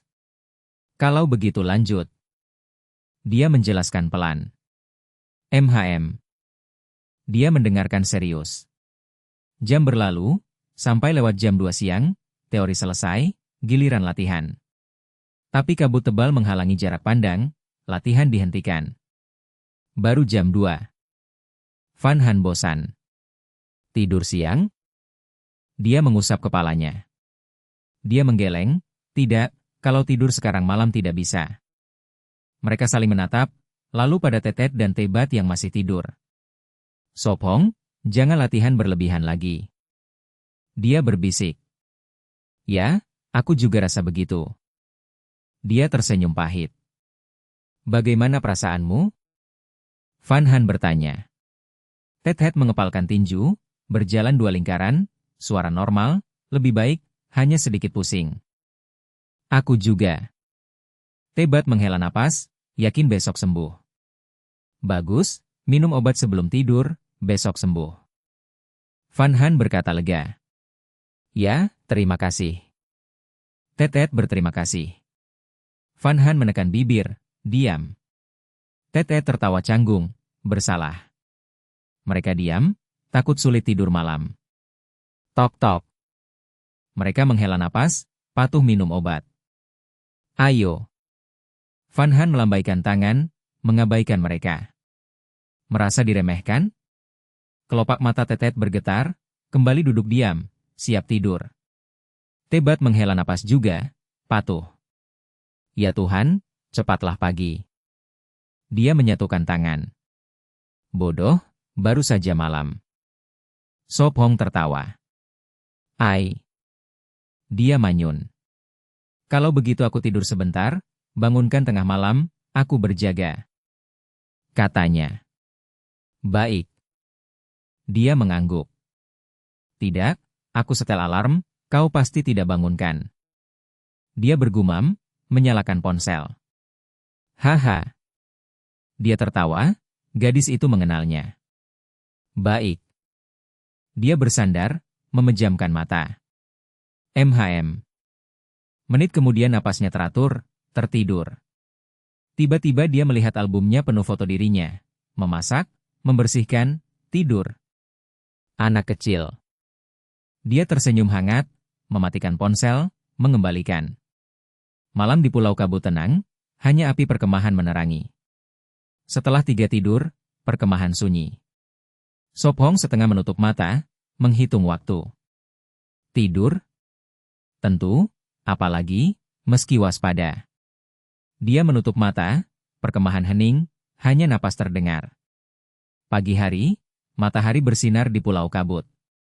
Tetet dan Tebat bangun pertama, sehat, wajah segar. Siapkan sarapan, pelan, jangan bangunkan Tuan So. Bisik Tebat. Kau bisa masak? Tanya Tetet. Tidak. Dia mengaku. Kalau begitu ransum kering. Tebat menghela napas. MHM. Bulu matanya bergetar, dia membuka mata perlahan. Ah, kalian sudah bangun.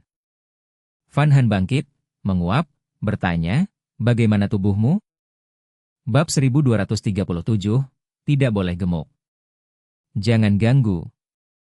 Dahyun Han menggelap, tapi dia terlambat menghentikan. Pagi. Su Feng tersenyum saat bangun, tidur cukup. Tuan Su, maaf membangunkanmu. Ki Tujuh meminta maaf. Tidak apa, Aku sudah tidur cukup. Su Feng berdiri, meregang, sendinya berbunyi. Qi Tujuh tertawa canggung, lega dalam hati. Setelah beres dan sarapan, mereka berangkat, hari itu jalannya lebih berat. Baik. 3 orang menjawab bersama, bekerja cepat. Jarak makin jauh. Su Feng memeriksa tablet. Harus tambah tenaga. Yun Han berkata serius. Baik. Qi Tujuh dan Qi Delapan berteriak. Jangan ribut terus. Yun Han marah. Mereka cepat menutup mulut. Ah, ya. Langkah dipercepat, Su Feng memimpin, mencegah bahaya. Awalnya 7 hari bisa mengejar tim penyelamat, sekarang butuh 9 hari. Su Feng bergumam. Tanpa gadis itu dan Qi Tujuh, Qi Delapan, langkahnya bisa lebih cepat, waktu terpangkas setengah. Waktu berlalu perlahan, hari demi hari. Hari ke-10 di Pulau Tiba. NK Box. Malam hari, mereka berempat berhenti istirahat. Mungkin 5 hari lagi bisa menyusul. Su Feng menaruh tablet. Tim penyelamat 1 dan 2 masih tanpa kabar, situasi makin parah. Qi Delapan berkata muram. Ya. Qi Tujuh duduk menghela napas, teringat 4 rekannya. Sabar saja, tanpa kabar mungkin justru kabar baik. Su Feng menepuk bahu mereka lalu duduk. Masuk akal. Qi Delapan tersenyum pahit, tapi wajahnya tetap cemas. Bip bip bip. Telepon satelit Su Feng berdering, Qi Zhenyan menelepon. Halo? Panggilan tersambung, suara tuan ketiga terdengar. Ada apa? Su Feng bertanya. Tidak boleh menelepon kalau tidak darurat? Qi Zhenyan kesal. Su Feng tersenyum miring, orang itu senggang sekali. Ada perkembangan? Qi Zhenyan ganti topik. Su Feng bersandar di pohon, mengetuk telepon. Tidak, di jalan tidak ada jejak aneh. Lalu tim 1 kemana? Qi Zhenyan bergumam. Saranku, tim 2 jangan jalan lurus, bagi jadi pasangan, lebih efisien. Kumpul sebelum gelap, tiap hari ganti lokasi. Su Feng menyarankan. Masuk akal, akan kuberitahu, tutup. Qi Zhenyan hendak menutup, tapi sadar panggilan sudah putus. Wajahnya kaku, menarik napas, terbiasa diputus. Di tempat lain, kota Jinghai. Villa 7 Qi Weiding. Su Feng dan lainnya belum kembali. Qi Xiao-Xiao berbaring di sofa, menggulir berita di ponsel. Tidak akan kembali cepat. Pengurus Hui menjawab hormat. Ai. Qi Xiao-Xiao mendesah, menatap ke halaman belakang. Qi Weiding berlatih seni bela diri, tiap gerakan hati-hati. TSK, lukanya baru sembuh. Qi Xiao-Xiao berkata pasrah. Ding dong. Bel pintu berbunyi. Itu Nona Xingyu dan Nona Lin Luo. Hui memeriksa, melihat Wu Xingyu dan Lin Luo menunggu. Ya. Hui membuka gerbang. Kami datang. Wu Xingyu berlari riang. Di belakang. Qi Xiao-Xiao menunjuk. Ini, roti baru matang. Lin Luo menyerahkan kantong kertas ke Qi Xiao-Xiao. Wu Xingyu langsung ke belakang, Qi Weiding masih menahan kuda-kuda, tubuhnya gemetar melihat mereka. Jangan berhenti, aku hanya ingin melihatmu. Wu Xingyu berkata ceria. Kendalikan diri, lukamu baru sembuh, jangan berlebihan. Wu Xingyu memperingatkan. Qi Weiding menjawab pelan. Dia bertahan 5 menit lagi, lalu berlutut lelah. Lihat, sudah kubilang kendalikan diri. Wu Xingyu membantu duduk. Tidak apa. Qi Weiding mengelap keringat, menenangkan diri. Dia melamun, entah memikirkan apa. Apa yang kau pikirkan? Wu Xingyu melambaikan tangan di depannya. Qi Weiding tersadar, berbisik, tidak ada. Belum makan malam? Wu Xingyu mengerutkan alis. Qi Weiding menjawab, meletakkan handuk, lalu mandi, masuk dulu. Dia tidak menolak dan masuk kamar mandi. Bibi Zhang, buat bubur daging babi tanpa lemak, tambah banyak daging. Wu Xingyu berkata. Baik. Bibi Zhang langsung pergi. Puas. Qi Xiao-xiao mengelap mulut setelah selesai. Mau lagi? Lin Luo bertanya. Masih ada? Qi Xiao-xiao menoleh. Lin Luo menjelaskan, Wei Ding nanti makan bubur, tidak boleh makanan berminyak. Jadi mau makan? Lin Luo tersenyum. Ya. Qi Xiao-xiao memutuskan, hanya sepotong roti, tidak akan gemuk. Selera bagus. Lin Luo kagum, wanita paling takut gemuk, bisa makan bebas adalah kenikmatan. Bab 1238, menjadi orang kecil emas? Nona, bubur sudah siap. Bibi Zhang meletakkan panci tanah di meja makan. T6NH mengelap rambut pendeknya dengan handuk, memiringkan kepala dan bertanya, mau makan sedikit lagi? Ngotin Nguit menggeleng. Tidak, malam tidak boleh makan terlalu banyak, mudah gemuk. Tiu menelan ludah, merasa tersinggung. T6NH melirik Lin Luo. Baik. Dia duduk dan minum bubur dari mangkuk porselen. Gerakannya berhenti, dia menggeleng, masih belum ada. Sebenarnya siapa? Dia melamun, membawa bubur ke mulut secara mekanis. Sedang memikirkan apa? Ngotin Nguit menyentuh dahinya. Bingung, sejak tadi kamu sudah melamun berkali-kali. Tidak ada, hanya agak tidak enak badan. Dia meletakkan sendok, tidak berselera. Bagaimana? Bagian mana yang tidak enak? Ngotin Nguit cemas, suhu tubuhmu normal, tidak ada demam. Hanya terlalu lelah. Dia berkata pelan. Aku bilang jangan berlatih terlalu keras. Dia berkata khawatir, tapi makanlah lebih banyak, lalu istirahatlah. Dia memaksa makan bubur daging tanpa lemak. Bagus, istirahatlah lebih awal, jangan begadang, semuanya akan berlalu. Dia menghela napas, mengira dia ditakutkan oleh pembunuh. Dia mengangguk. Kalau begitu aku pergi dulu, panggil aku jika perlu. Ngotin Nguit mengingatkan berulang kali. Dia ingin tinggal, tapi dia takut bahaya, jadi dia memaksa mengusirnya. Benar-benar tidak ingin aku tinggal? Ngotin Nguit mengerutkan alis. Tidak perlu. Dia menggeleng, sekarang terlalu berbahaya bersamaku. Aku takut, tidak ingin kehilanganmu. Dia berkata serius.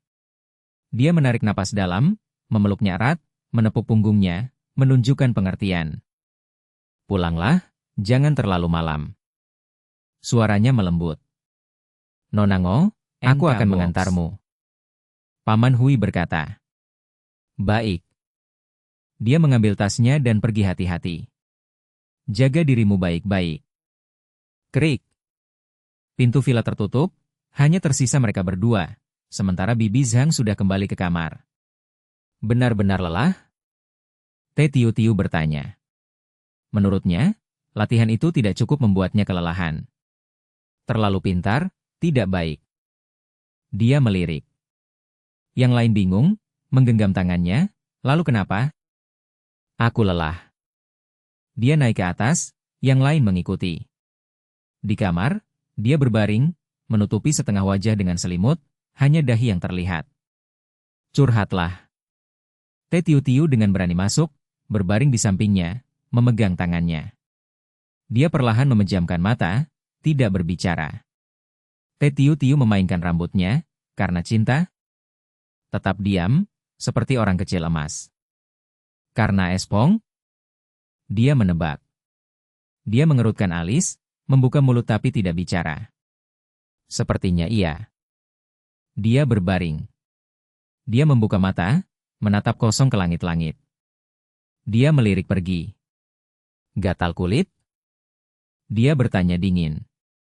Hehe, pukul aku. Dia bercanda. Seperti yang kau mau. Dia berbalik, menindihnya, lengan mengunci, kaki menahan, tubuh terjebak. Aduh, kau benar-benar melakukannya. Dia berteriak. Biar ku kunci mulutmu. Dia tersenyum. Pikiran itu, bukankah sejak kecil kau sudah menginginkannya? Dia berjuang tapi tidak lolos. Dia melepaskan, berbaring lagi, menghela napas, berkata dingin, menyesal tidak melakukannya. Sekarang menyesal tidak ada gunanya. Dia merapikan piyama, berbalik menghalangi, kau benar-benar tergerak? Diam lama, dia mengangguk, TSK. Dia manyun, mata penasaran seperti melihat harta. Tidak gatal lagi. Dia cepat menggeleng. HMPH.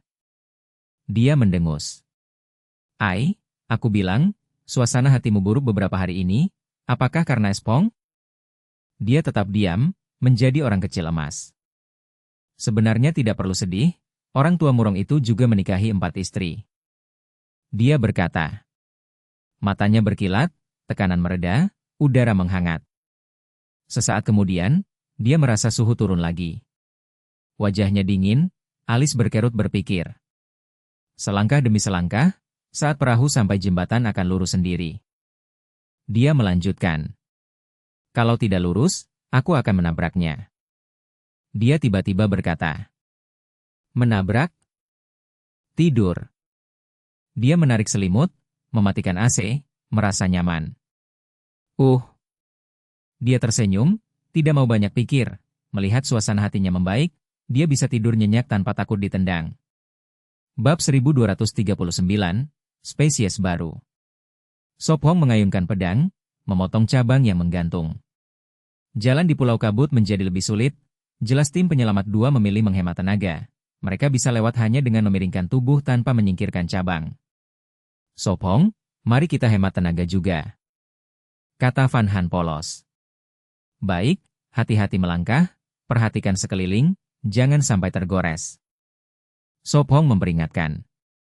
Ya. Jawab Tai 7 dan Tai 8 bersamaan.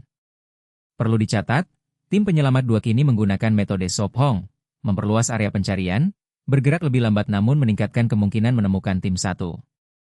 Sophong menutup layar datar, mempercepat langkah. Waktu berlalu perlahan, pada pukul 3:15 sore, kelompok berempat berhenti. Mereka menemukan sumber air, tetapi tidak berani mendekat. Karena di sebelahnya ada 2 kadal raksasa. Apakah itu naga komodo? Tanya Van Han gugup, jarak hanya 4 meter, masih terlihat jelas. Mirip, tapi bukan komodo. Kata Sophong serius. Mereka tampak sangat mirip dengan naga komodo, tapi ada perbedaan ukuran. Naga komodo adalah kadal terbesar yang dikenal, panjang 2 hingga 3 meter. Sayangnya mereka hampir punah, hanya tersisa sekitar 3.000 di alam liar. Spesies yang belum dikenal? Tai 7 mengernyit, mengeluarkan ponsel untuk merekam. Mungkin spesies baru, lihat ekornya, ada duri panjang mengarah ke belakang, sangat berbeda dengan komodo. Jelas Sophong. Benar. Kata Tai 8. Tapi masih mirip dengan komodo dalam satu hal. Tambah Sophong. Apa itu? Tanya Van Han. Mereka pemakan daging. Dia menunjuk mulut mereka yang berlumur darah kering. SSS. Kadal itu menyadari keberadaan mereka, lidah merah menjulur, mata menatap tajam. Tai 8 meraih pistol, berbisik. Tuan So, apa yang harus kita lakukan? Jangan tembak. Kata Sophong tegas. Aku penasaran apakah bisa dimakan. Van Han menggigit bibir. Tenang, kita punya makanan, mungkin mereka langka, biarkan saja mereka pergi. Sophong menghela napas, menepuk kepalanya. Baiklah. Van Han manyun, tanpa sadar memasukkan mereka ke daftar makanan. Tai 7 dan Tai 8 gemetar, gadis kecil itu lebih berani daripada Sophong, langsung ingin memakannya. Biar aku urus. Kata Sophong tenang. Dia melangkah maju, membuat kadal tegang, ekor menghantam tanah. Pergi sekarang. Dia melepaskan auranya. SSS. Kadal menunduk, mundur perlahan, lidah masih menjulur. Masih belum pergi? Sophong mengerutkan alis, merasakan satu lagi bersembunyi di semak. Dia maju, auranya menekan kuat. Di sekeliling, angin seolah bertiup, daun bergetar, rumput tertekan oleh kekuatan tak terlihat. Angin? Van Han terkejut, tapi tidak merasakannya. SSS. Sop Hong berhenti, melihat sesuatu di semak. Dia berjongkok, mengambil kain berlumur darah sebesar telapak tangan. Itu kain serat sintetis tahan air, sama dengan jaketnya. Apa ini? Tanya Van Han. Kain, robek paksa, ada bekas gigi. Kata Sop Hong. Jaket sintetis, ada darah. Wajah Tai 8 pucat. Pasti milik tim 1. Kata Sop Hong. Kedua tim saling kontak tiap hari. Jika ada masalah tidak bisa disembunyikan, kain ini kemungkinan milik mereka. Aneh, kenapa anjing penyelamat tidak menemukannya? Tanya Tai 7. Cium saja, kau akan tahu. Sop Hong menyerahkan kain. Tai 7 mencium kain itu. Bau air liur kadal. Jelas Sop Hong. Air liur menutupi bau, bahkan anjing tidak bisa mendeteksi. Maksudmu? Wajah Tai 8 pucat. Tim 1 diserang, tapi belum tentu oleh kadal. Analisis Sop Hong. Tidak ada bekas pertempuran di sekitar, berarti kain itu dibawa dari tempat lain. Penyerang bisa saja binatang lain, lalu tubuh dimakan, kain terbawa ke sini. Haruskah kita membunuh mereka? Tanya Tai 7, menarik tombak. Ayo pergi, mungkin ada petunjuk tim 1. Sop Hong mengangguk, menarik pisau militer, mengikuti jejak. Krek! Dahan patah, daun kering hancur di bawah sepatu. Kemana kau lari? Gumam Sop Hong, jejak samar, jadi dia membangun peta 3 dimensi di pikirannya, merekonstruksi adegan. Kesini? Sop Hong, jangan. Terburu-buru, hati-hati. Peringat Van Han. Bab 1240, Orang Luar. Sop Hong mematahkan cabang dengan satu tangan, menampakkan hutan bambu luas. Tempat ini punya hutan bambu besar sekali. Van Han melangkah keluar, langkahnya melambat. Di mana binatang itu? Tetet bertanya serius.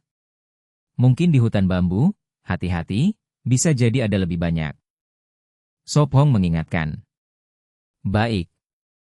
Mereka bertiga menjawab serempak, mengeluarkan pistol, ibu jari di pengaman, siap bertindak. Suara gesekan memenuhi udara. Bambu tegak, setengah tertutup kabut tebal, misterius dan menakutkan, seolah ada monster bersembunyi.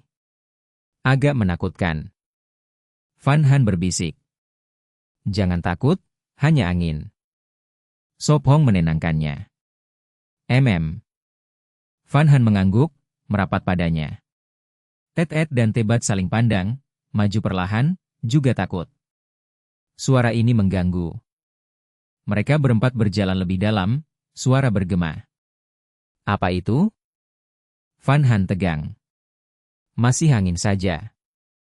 Sop Hong menepuk bahunya. Dia merapatkan bibir, memilih mengikuti, diam jika dia diam, bergerak jika dia bergerak.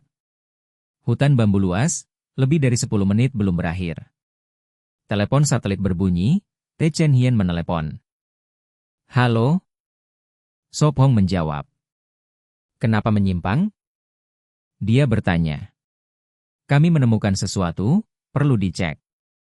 Dia menjelaskan. Apa yang ditemukan? Dia mendesak. Sop Hong menatap yang lain, tenang. Berita buruk, mau dengar? Hening sebelum jawaban. Katakan.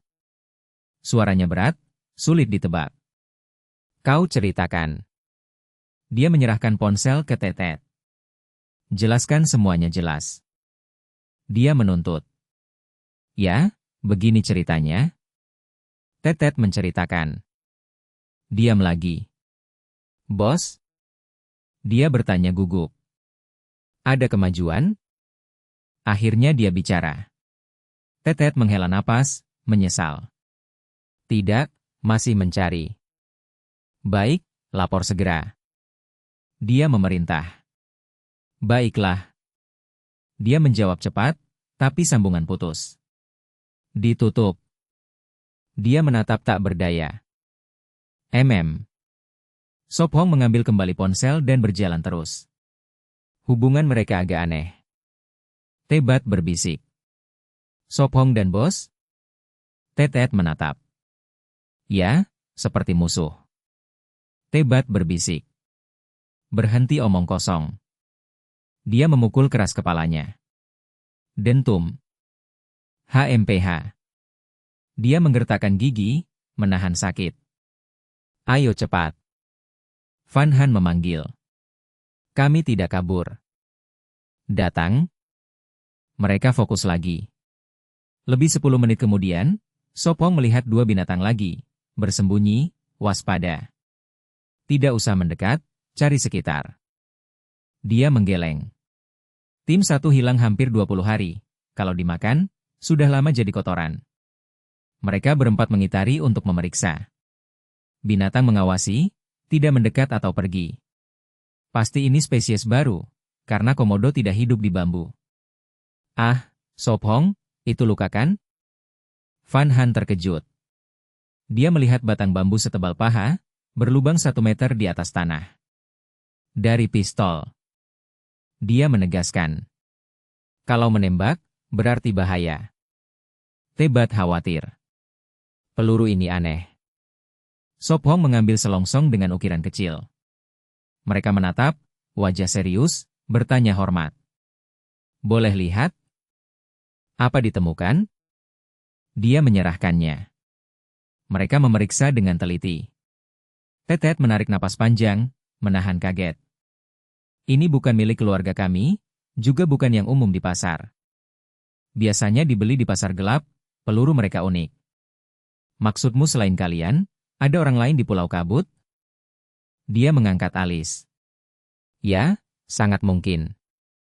Dia mengangguk. Baik. Keduanya berat hati, khawatir pada Tetu. Setengah jam kemudian mereka mengumpulkan lebih banyak selongsong, jelas ada 2 jenis, 1 jenis tipis milik keluarga. Memang ada baku tembak. Dia menghela napas. Jejak sedikit, sulit menelusuri. Dia mengamati. Tanah tertutup bambu dan rumput menyembunyikan tanda, tumbuhan tumbuh lagi. Tim 1 yang hilang pasti terkait orang luar. Dia menyimpulkan. Aku akan beritahu bos. Tetet menarik napas, menatap Sophong.